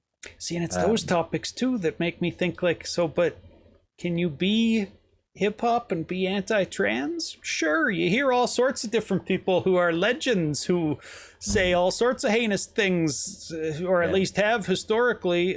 Maybe they don't anymore, but you know, so yeah, it's always tough for me to put a finger on. I think hip hop, really the answer to that question about which side it leans to is that it's a big fucking thing and that it's both sides. Well, it's so big there's now, people on know? both sides. So. Yeah, there are. Yeah, I do think that hip hop culture has been historically progressive. Yeah. Socially, like I would say that, and I think it's hard to argue with that. But yeah, you're right. I mean, it's just such a varied genre, you know. Yeah, dude. I personally like I don't fuck with anybody that's against trans rights. Like anybody that's like on that side of that argument can shut the fuck up to me. Like I got. That's the one thing that gets people blackballed from After the Smoke is Clear. If you're on there, you know, talking about how you don't appreciate trans people or how you know you're against the LGBTQ community one way or the other, dropping those slurs that gets you cut. For sure. Get the fuck out of here. Yeah, I don't care if people don't understand it, but I don't like if you can go from like I don't understand this to like this person shouldn't have a right to exist. You're a bad person, man. Hell like, yes, that's 100%, it. Like man. That's you being a bad person, and you need to work on that. Like you know what I mean? Like totally, man. Dude, I appreciate you like, you know, having these conversations in a public forum like this because I think it's important that somebody is. And you know, a lot of artists might kind of shy away from topics like this to even bring up, but appreciate you sticking through with that and having this. I get why people do, man. man, but I don't know, man. It's like where we are right now, man. We can't be fucking around. Like For real, man. Yeah. You know, like queer community is in a rough position right now, and yeah, we can't be like, silence is no good. Like, Allies you know what I should mean? stand up. People got to show up. Hell yeah. Yeah. Agreed completely. So I guess to wrap things up, man, we're over the hour mark. We're fucking already hour and a half. I appreciate your time Oh yeah, here, I'm but pretty chatty. yeah, dude, well, it's been good. This is what podcasts are supposed to be about, conversation like this. So I like it. Um, can I ask you? You kind of named a few, but I ask everybody, other people from their scene, who people should be up on, who maybe they might not be up on.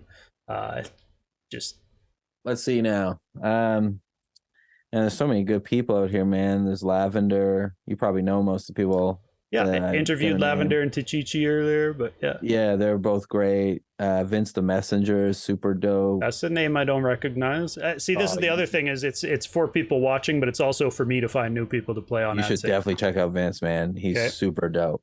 Vince the Messenger, Wolf Castle, I mentioned earlier. I Yeah. love. Obviously, Aquaculture Yeah. is super dope. Fuck, who else is around? I mean, like Monarch and like Michael Shabazz is working on EP that he's gonna drop soon, and I'll be posting that all over the place because I love Mike You and what he mentioned your does. project with Uncle Fester. He stays Uncle busy. Fester, That guy's always dropping projects with various yeah, different he's a good person to artists. watch because he's always dropping like super dope stuff all over the place. So Yeah. Yeah. yeah, Uncle Fester's super dope. Yeah, I don't know. Right on, man. That's Yeah, that's a good about me. list of names for sure. Any plans for like shows other than the one Friday or a tour coming up that people can watch out for? I don't have a tour coming up. I got that show on Friday, and then yeah, we have another one in St. John on November 9th for that album. Right on. And then I'm starting to put together. I'm going to host a monthly hip hop night at a bar here in St. John called Five and Dime. So I'm kind of like starting to put ideas together for that. Dope. Where I'm Like basically gonna we're gonna spin some hip hop vinyl because it's like a vinyl bar. They play vinyl there a lot. So we're okay. gonna spin some hip hop vinyl, but then also have DJs and rappers come in as guests and sort of try to build a built-in draw like for everybody in the community that likes hip hop to go to, so we can start to like see some more cohesion and Nice. have a something that like people can come play when Have they're you on thought tour about and building stuff. in like a open mic segment to it? Is there We thought a about that, crowd but out there that might show up for I that? kind of want to be more curated than Yeah. open mic. I Yeah. think that's a better move. I've seen people do the open mic style, and I don't know. I just think that this is a way to do it. So Yeah, we'll try it. I will say that I know of a couple nights where they do like open mic kind of as people are filtering in maybe or whatever, and then they'll spin some records and then they'll have like a set artist do his set or Yeah, maybe her we will set do or that. whatever. Yeah. But I'm pretty open to seeing what works, right? yeah, I think it's a good thing because I feel like there's a lot of casual people who like the idea of freestyling. I don't know, because when it's done well, it is really impressive to people who aren't Oh, for sure. MCs. When they see Yeah. somebody freestyling and they're doing well, it's like, oh, look at that guy go. They walk away talking about it. But yeah, Yeah. right on, man. It's dope to hear though that one way or the other there will be a community hip hop night building out there. Yeah, yeah, and I'm trying to do lots of like I'm working with the Conservation Council in New Brunswick doing like residency stuff and like trying to put together more like music workshops and stuff and I'm working with the Carleton Community Center on the west side here to try to build a music program there that's like they do like free after school programming for like kids like Okay. living in poverty basically like on So the like west side kind of of St. John. at-risk youth or whatever programming. Yeah, so they have like free programming for them and And I've done a lot of work with them in hip the hop is past. so powerful for that, dude. Yeah. Yeah, and like they don't have a music program there at all. So me and the director there are starting to put together a plan to like try to find some grant money and stuff and like develop a permanent music program for them so that kids in that community will have access to like basic recording, Beautiful. basic instruments and stuff. So I'm lot of what talking to focused the on now director is at that. the homeless shelter about doing roughly the same thing here Oh, cool. in Lethbridge. Yeah. Nice. Yeah, Community man. is everything, man. Hell yeah. What else? Anything else coming up to plug, or where can people find you on social media? At Stephen Hero 506 on Instagram, StephenHeroMusic.com. The album's called Paper Flowers, comes out on Friday. I really hope people check it out. It is very specific stories, but I think within the within the specific, you can find your universal themes and stuff. Yeah. And I think musically is pretty interesting. I'm very proud of the work that I did on it. So I hope people check it out. It's going to be streaming everywhere on Friday, and there's already 2 music videos out from it. So yeah. I agree. People should definitely check it out. It's a great listen, and it was really interesting stuff on that album. Just start to finish, it was like engaging. Anyways, thank you, man. Yeah, man. Appreciate you coming through to do this, and appreciate everybody for popping up in chat to watch. These things happen every Tuesday for people who want to come through and watch more. But yeah, dude, thanks for doing this. Thanks for having me, man. Really appreciate it. All right, we'll pull the plug on that one. Peace, man. Peace. All right. So, for anybody who is here in chat, I appreciate you a ton. Arrgh. Thank you for putting up the emotes and stuff. I got new emotes and new alerts for Twitch chat. People who want to support can follow and subscribe over on Twitch. That's a good way to do things. If you got Amazon Prime, you can subscribe for free. Puts a couple bucks out of Bezos's pocket and into mine. As well, make sure you check out mixcloud.com/Doobyis. That's where the archives for After the Smoke is Clear are at. We got a new episode coming up on Thursday that's like an hour worth of trap mix from across Canada, new release stuff as always. And this week it is mixed by DJ Dice, once again, the illustrious DJ Dice. Coming up on Fly in Formation, October 30th, I'm talking to DK the producer. That's next Tuesday. That'll be a 3 in the afternoon as well interview, because he's out on the East Coast as well. November 7th, I'm talking to Touch, Edmonton based, of course. November 14th, another Edmonton based MC, Just Jordan, I'm talking to. And then November 21st, here in Lethbridge, 2 artists, Donnie Sage and Alchemy the Linguist. I'm gonna sit down and talk with them. It'll still just be a Zoom call, even though we're in the same city, but the important part is the talk and the discussion. And then Run and Gun on November 28th are 2 Mississauga based artists who I'm talking to. So keep coming back Tuesdays for more Fly in Formation. Thursdays, it seems to have been when I've been dropping new After the Smoke is Clear, but sometimes it'll still be Monday. So just make sure you check out mixcloud.com/Doobyis. And of course, Doobyis.com is the hub. Peace, everybody. Appreciate you.